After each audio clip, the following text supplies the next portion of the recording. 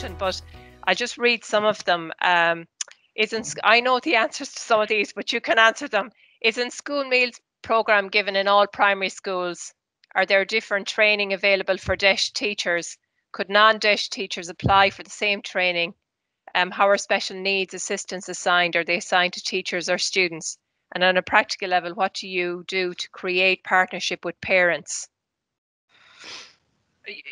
Taking the last question, Angela, again, simple examples, and Tracie would operate very similarly to myself. Like, how do you build kind of connections and relationships with parents?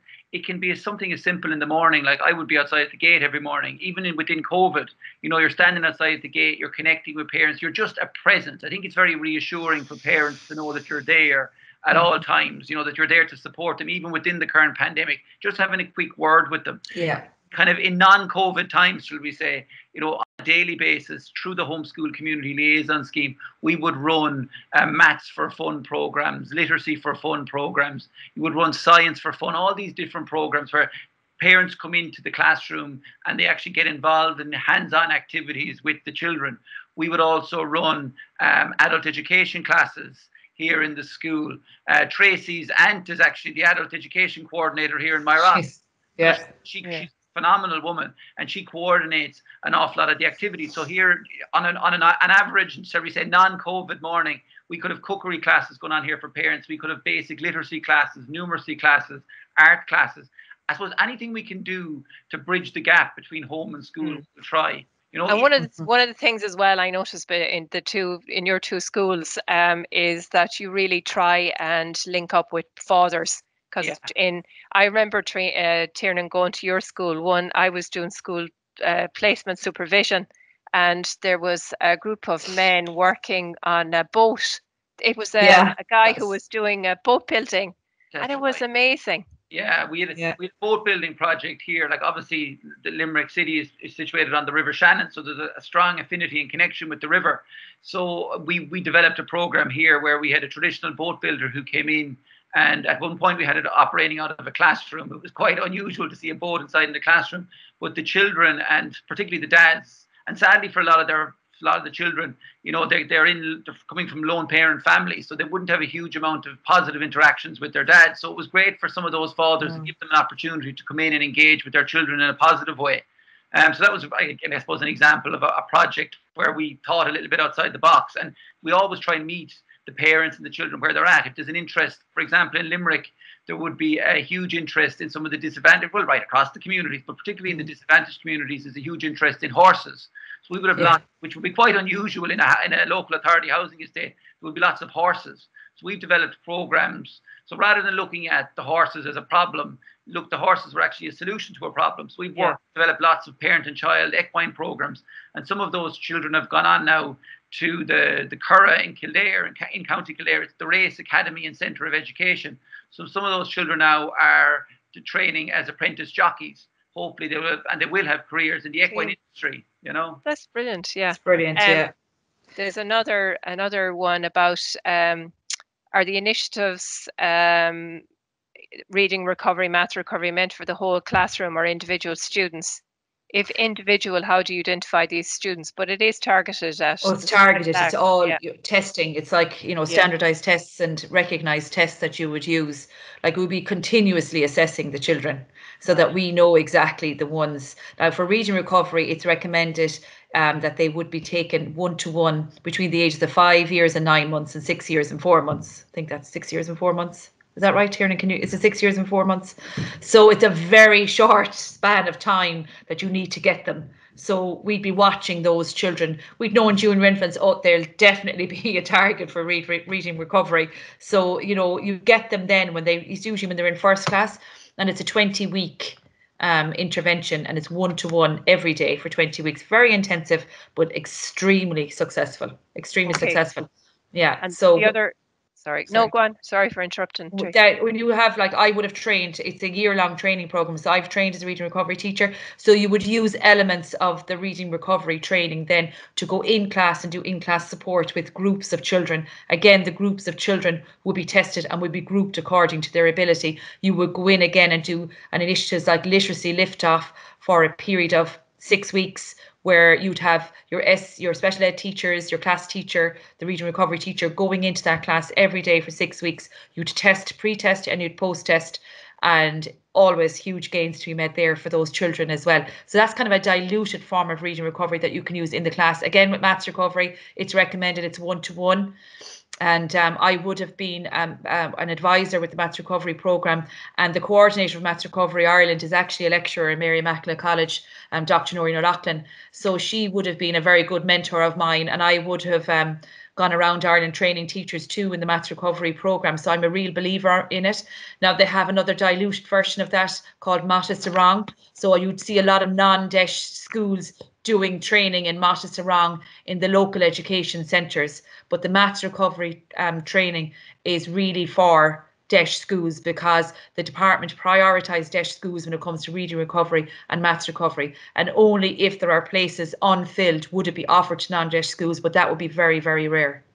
Okay, thanks, Tracie. Another thing is, how does the homeschool liaison coordinator identify the families with which they work? What kinds of supports they provide to the families?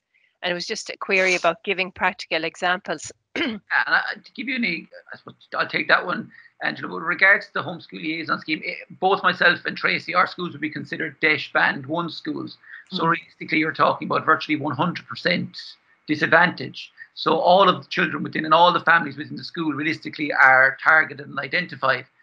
In terms of practical supports, like again, coming back to even Tracie's example earlier on, like I would have seen even yesterday, for example, how a homeschool liaison coordinator supported a parent in terms of addiction issues with regards to accessing rehabilitation support. Actually, just because the relationship is there, the parent was prepared to have the conversation with the homeschool coordinator and to actually speak about it. So the homeschool community liaison was able to activate a process with regards to I suppose initially identifying what the needs were, and then looking at sourcing support for that particular parent, and also looking at the wider family network. Then it's in who are we going to have the conversation with who's going to support your children whilst you potentially are going to be in treatment. So like that, I suppose it's quite deep. It's not superficial stuff. Once the relationships are built, and the relationships have been built over the last 15 years and longer through the DEIS process. So you're getting into the real nitty gritty of kind of the societal ills, shall we say, that impact on children's lives. And I would be a firm believer in that. Yeah, absolutely. It's quite serious. It's quite complicated. But unless we tackle these issues and support families with regard to these issues, we're at nothing. And it's not that suddenly the school and the homeschool liaison coordinator is the font of all knowledge. I think a big part of this as well is actually joining up the dots, ensuring that, you have access to social work, the people to speak to within the social work circles, the people to speak to within the addiction services or the mental health services.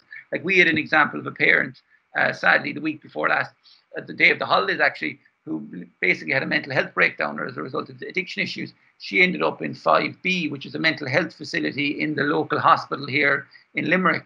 So then the children were in school. This mother had been taken into 5B. So then you need to know the appropriate people to speak with in terms of, social work, the mental health services. And thanks to, I suppose, my knowledge and experience of the homeschool liaison scheme, and also the vast experience of our homeschool liaison coordinator, you're able to join up the dots and ensure that these children are safe and well looked after and cared for.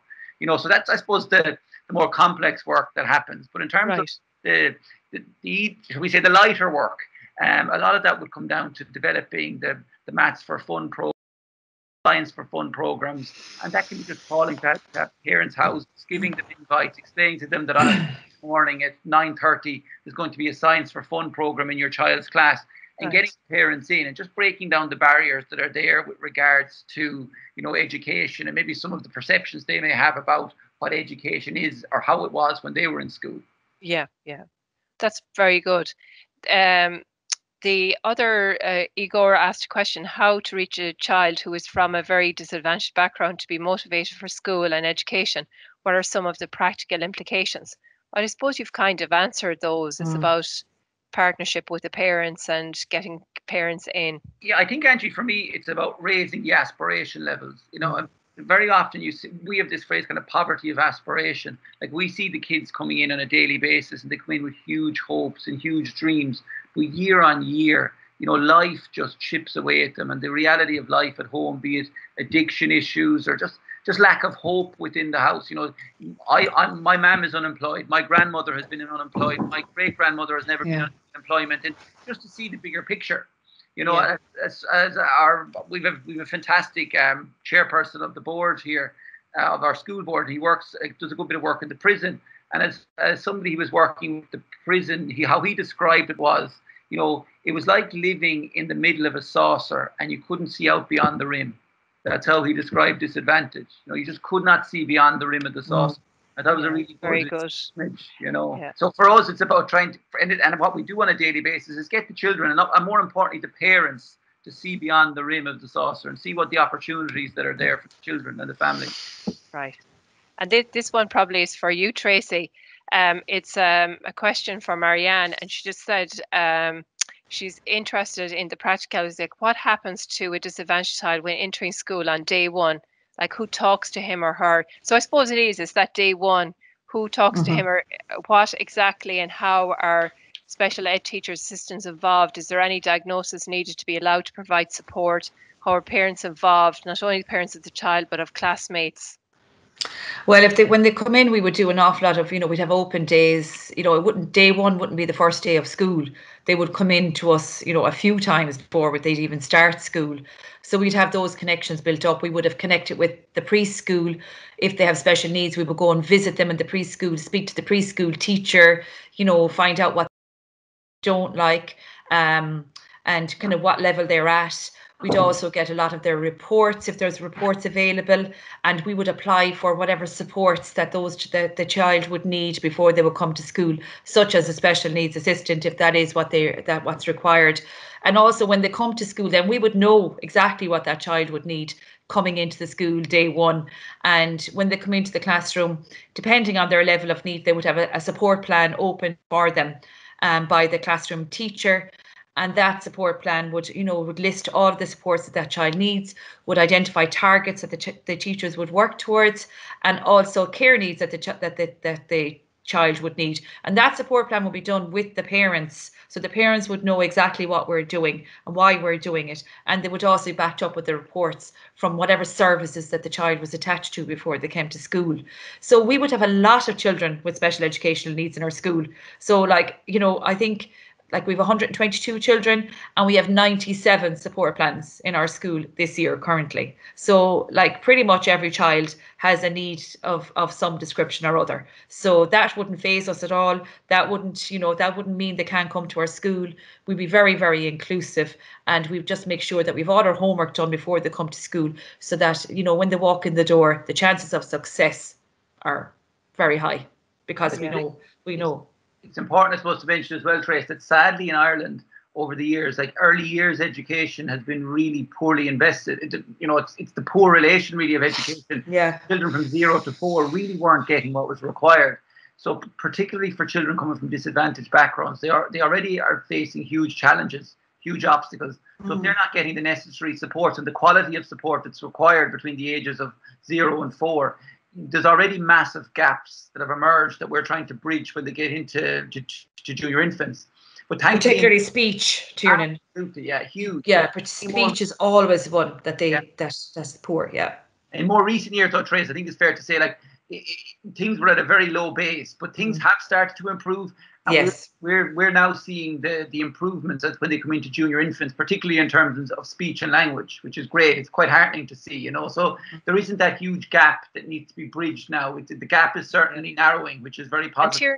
Is that because of the 2-year free preschool education? That certainly has a lot to do with it, Angie. Yeah. But I think as well, there's been a lot of interventions and support with regards to speech and language on the ground. Oh, okay. Programs have been rolled out. Little voices and. Yeah. Oh yes, yeah. And that has made a huge difference, Angie. Massive difference on the ground. Very good. ABC start right. Yeah. Okay. Now, just a couple of comments. Glenn Kickham says he wants to be 25 years old again and working in a deaf school. And Paula said that, or Paula said that it's all about believing. And Glenn gave a nice compliment to you. He said, Tracie and Tiernan, you're leaders of learning at many different levels. So there you go. Thank you. Adele, I don't know, like we still have time. Do you want to break, basically, Tracie and Tiernan, the country consultations were to happen before we got into this discussion, but it was just because there was chat function where there was questions here on the side. Thank you, Angie. I think we can go ahead with the questions. So okay. this session goes until a quarter to 11. So we have 50 minutes left. So I think we can just go ahead with the questions. Yeah, no, because it's so interesting, and I think yes, it's okay, absolutely. And I see that there are quite a lot of questions in the chat. So it's wonderful that you are more confident to post your questions there. So we can pick some more questions maybe from the chat and go ahead with that. What I can do is if we open it up to the floor, and if anyone would like to pose questions, and I'll go down through the chat, and if there's anything else that just in terms of these things that we don't have school meal program for all children in school. It's only for DEIS school children. And the Department of Social Protection, guys, they would provide, says my school and Tracie's school, with funding every year. So we apply to the Department of Social Protection every year for funding for the children. So, for example, for school lunches, you get €1.40 per child per day. So it's €7 per week per child for school lunches. So we receive the funding every year, and then there's companies then that obviously it goes out to tender, and obviously particular companies win the contracts or secure the contracts, and then obviously they provide us with the school meals. And thankfully in more recent years, like you see, the quality of the food improved. School is very, very good. And sadly, and again, Tracie will agree with me here, like you go back 15 years ago, prior to the school meal scheme, like the children just weren't being fed properly. In terms of nutritional content, it was really, really poor. Whereas now we know at least that the children are getting, breakfast, they're getting a good lunch every day, which is really, really important. But I think, Tiernan, when we closed, the schools closed in March because of COVID, that was our biggest worry as principals. The children, what about the children? Will they be fed properly? So there was kind of a bit of a battle going on with the Department of Social Protection and ourselves. And eventually they decided that they would continue the funding. So what we did was we got care packages put together for the families that would normally have gotten them at school. And we got them delivered to them on a fortnightly or a monthly basis.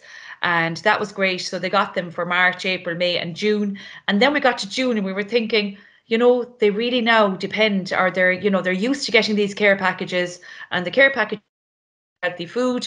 What's going to happen in July and August? Now, they would never have gotten it for the summer months. But because of COVID and the particular situation we were in, there was an argument made, and I was very active on Twitter giving out about it. So eventually they gave in and they gave us the funding for July and August. So we were able to continue the care packages for July and August for those children until we returned in September. And then we went back to normal with the school lunches. So in my school, we would give them a breakfast and a lunch, and we'd also have an after school snack as well that we would apply for. So we would get funding for 3 different areas through the school meals. So it is brilliant. It's really, that the children are fed and they're getting proper nutritious food.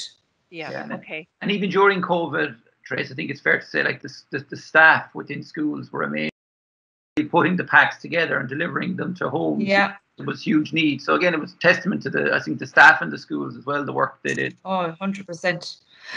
Yep.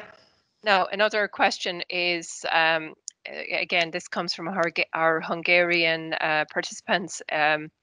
What do you need to become a DEIS school? How do you make sure that each disadvantaged area has DEIS schools? But that's related really to the variables that we kind of outlined earlier. Unemployment, social housing, if they're alone parents, medical card. But you don't have DEIS schools added every year. I think the most recent review of DEIS schools was about 2 or 3 years ago, Tiernan? Yeah, 2017, yeah. And they added a few, but they didn't, none of us lost our status. We all maintained it, but they added an extra few. But our status would go back to 2005 when the DEIS scheme was rolled out. Yeah. Very so you good. Can't really apply to be a DEIS school. It's the department that would do that. Okay. And And again, that piece of work was done by the Education Research Centre, based above in Dublin City University. So they would have carried out this piece of work for the department, looking at identifying the schools where the greatest needs were. I think across the country, Trace, there's obviously there's various levels. There's DEIS Band 1, which would be the most concentrated schools in terms of disadvantage, and obviously DEIS Band 2. But across the country, there's about, I think, primary and secondary, about 900, I think, DEIS schools. Yeah. I think isn't it 600 primary schools? There's a lot more primary schools. There are. Is it 690? Something like that, Angela. I think maybe a little over. Is it 230 or about 230 schools? I think are DEIS Band 1. So that's what and Tracie school would be. Yeah. And actually, I forgot, Tiernan, like you're dealing with a very big school. I don't know if you gave the numbers, but you have huge number or significant numbers. We'd have for a DEIS school, I suppose it'd be reasonably big. All right, Angela, we'd have about 350 children. So given, I suppose, the scale of need, it would be quite big. But if you go back 25 years ago, you would have had at one point about 700 children here. Yeah, there was 700 when I was there teaching there. Okay, right. And that was too big. Crazy stuff. Yeah. That was crazy big. Yeah, and like there was big numbers then. We didn't have the DEIS that DEIS status. Like there was 30 in some of the classes, and there was no proper special ed at the time in Ireland, you know. So it really was it was difficult. Yeah, it was too big. Exceptionally good. And like as a result of the regeneration process that we spoke about, where the houses were demolished, etc., you know, the school numbers here dropped to about 150, and they're now at about 350. And I'll be honest with you, I wouldn't like the schools to get any bigger, because given the scale of need, I think it's at maximum capacity really now, you know. Okay, very good. The other thing it says here, do parents select schools for, apologies, I know some of these questions, but you have the to keep the local knowledge. Do parents select schools for their own kids, or are there districts that you were obligated to send your kids to? No, the parents would choose. Yeah. And it's interesting with regard. It's funny how it has worked, Angela. Like you go back 10 years ago, schools like, say, in 15 years ago, schools like St. Michael's, schools like, say, Corpus Christi, schools in other disadvantaged areas of the city, you know, very often children within the local community were actually leaving the community, going to other schools, because they didn't want their children going to DEIS schools, because it was seen to be they were perceived as the schools where all the problem children were. Whereas now, because I suppose of the gains and the progress that DEIS schools have made, you see more and more parents want their children going to DEIS schools because of the additional resources and supports that are in place, you know? Yeah. Certainly in Tracie school, like you've seen a huge growth in the numbers of students. Like when I got to know that school, I think there was less than 50. Is there even 50 in the school? And now it's over 100. 123 or something, and then we've only 3 classes, you know, whereas in Tiernan's situation you've 8, isn't it, Tiernan? You'd have 8 streams. So we're full, like we can't take any more children, and which is good. Now it says Marianne asked again, what do you do when there are too many children applying for the same school? Are there entrance exams? We don't have entrance exams. No. You'd have the criteria, you'd have your admissions policy, and you'd have to revert to that if there was an oversubscription for the school. You know, family members from the area, you know, it would go down along the line, the criteria. So it would depend. But I don't, you rarely have to use that in a DEIS school. I don't know what you, Tiernan, but thankfully so far. It ties in, I suppose, with the previous point, Angela, in that we would have seen, particularly with children with additional needs, we would have seen, you know, applications from, you know, places maybe 20, 25 kilometers away, 30 kilometers away, because sadly parents, you know, again, on their doorstep, they may be living next to a non-DEIS school, but they wouldn't, you know, sadly in the current climate, they wouldn't have the supports or resources there maybe to support a child with additional needs. So hence they would be making applications maybe to my school here or to Tracie's school, you know. Certainly you would have experienced that, Tracie, a lot. Yes, we'd have a mix of children from around the city. Yeah, we really would, which is good. Do you know the National Education Research Centre? That's the one in the ERC in Dublin, in DCU, leading the data collection to identify DEIS schools. I'll I'll put that link up, and I'll actually, I think I have those links anyway in the bibliography for DESH schools on the site anyway, but I'll highlight that again. If anyone would like to unmute their mic and ask Tracie and Tiernan a question rather than me being the facilitator or reading them, I don't mind if people still want to use the chat function. I think we have all the questions on the chat function asked. And just to say as well, Angela, with regards to DESH, and if people are interested in looking at, I suppose, where it's at and I suppose the progress that is made, the 2017 DESH review that was done actually by the Education Research Centre it's quite insightful. There's a lot in it. Yeah. Yeah, I think the partners have that report.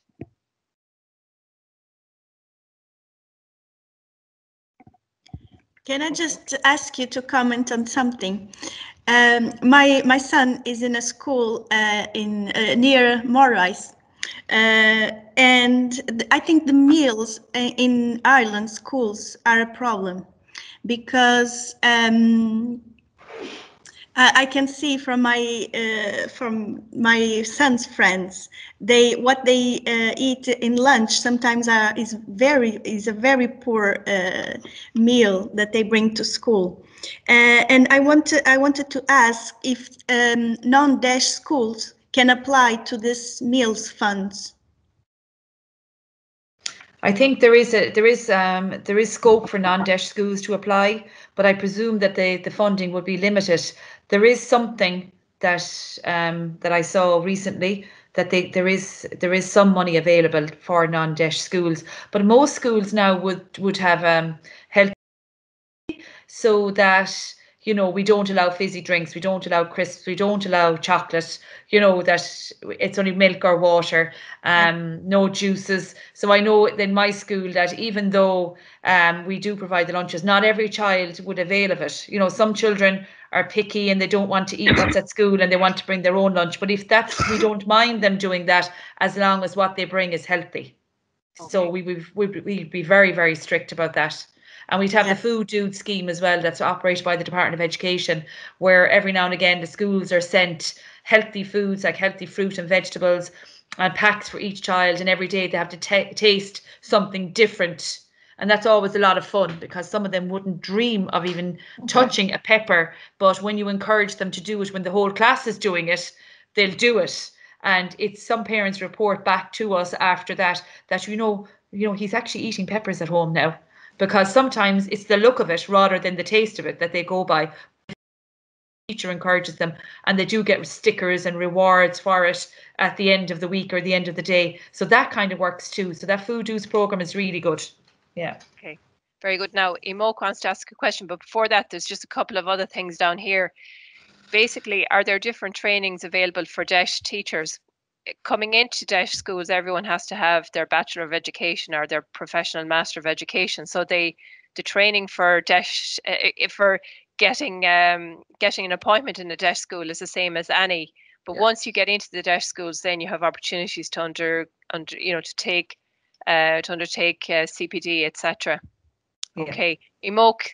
Yeah, my question was connected to that this means that the non-DESH teachers cannot apply for those trainings that DESH teachers can? They can, yeah. So like for reading recovery now, for example, it's open, like in March, every school gets an email inviting them to express an interest in the programme. So, but priority is given to DESH schools. So sometimes, at this stage, there are a lot of reading recovery teachers trained in DESH schools. So like my school but this year we didn't put any teacher forward for reading recovery training because there's so many of us trained in it. If you do put a teacher forward, you have to allow them do the programme for 5 years. So it is a big undertaking for a school. So if you already have somebody doing it, you can't afford to give another special ed teacher over for 5 years to do that in the school. So in my case, I didn't avail of a place. So there might have been a free place because I didn't avail of it. So that then may be offered to a non-DESH school, but the priority is always DESH. Okay. And this is probably following on from it. I would love to know more about the training. As I asked you, aren't the same trainings available for all teachers? Can non-DESH teachers apply for the same training? I'm asking because you emphasise that DESH teachers are more well trained than the rest. Yeah. Like, as I said there, they can. And like, there's lots of training available in the Limerick Education Centre, for example. So you can avail of whatever training you want to do, but very often that training is in the evening time. It's after school. But, you know, like the PDST, the Professional Development Service for Teachers, they would offer courses as well for teachers, and they would provide a substitute teacher to cover the teacher should the teacher get a place on that course. So we offer those kind of always, and, you know, every year. So it's up to the individual teacher in a DEIS or non-DEIS school and the principal of the school whether or not they want to put their name forward to do a particular course that they may be of interest to them. So yes, there will be lots of training available to non-DEIS teachers too. But for us, I suppose our training will be very specific. A lot of the training that we would be offered will be research based, like reading recovery, and programs like that are really well thought of across the world. So we'd be lucky to get those, and we'd have the first call on them as well. Yeah, I suppose from being involved in education, but not as a teacher in a DEIS school, my sense of it is, though, that DEIS teachers, because of maybe their empathy with the students, I think they're very motivated, self-motivated to undertake the training. I mean, for instance, we have a diploma here, a special education. It's you know, the Barbara has done it, Tracie, it's gone out of my head, the diploma in special education, Maria, the graduate diploma in special education needs. That is oversubscribed by teachers from DEIS schools. So there's something about working in a DEIS school that you see, you'd have a higher concentration of children with special education needs or with needs because of their situation as well. You know, so I suppose we realise that we want to do what's best for them, and we want to get the best training in order to be able to do that. So I think that's a factor in it too, you know. Okay. And then just one, are there statistical data? How long are children in school on average, months, years? I think well, there's specific, they have to attend particular number of days per year. So 183. Yeah. 183, yeah. 183 days and 5 hours 40 if you're from first to sixth class, and then the infant setting 4 hours 40 minutes per day. From September to June, from the 1st of September to the end of June is kind of generally the rule of thumb with regards to the months. Yeah, and children can't leave school until they're 16. 16 is the compulsory school age. Yes. Yeah. But that doesn't stop children from leaving. You want them to stay. Yeah. And then you'd have the welfare board would get involved there then, you know, to get the children back to school. So because there is an obligation on parents to send their children to school until they're 16. Okay. Yeah. Yeah, and there's Adele has just posted up the long description of DEIS initiative up on the chat function. So that's it. Does anyone have any other questions? We're gone a bit over time.